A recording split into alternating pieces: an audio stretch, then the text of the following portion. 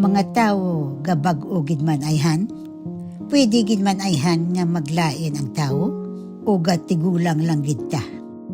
Gadako nga maayo o gadako nga malain. Ako? 50 na katuig nag-agi, pero pamatyag ko amo man ko gihapon nga babaye.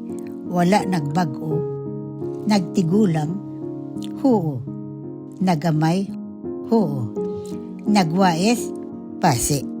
Pero nagbag-o, wala ko kahibalo. Ang bag-o nga ako, may mga madalom na nga linya sa itsura.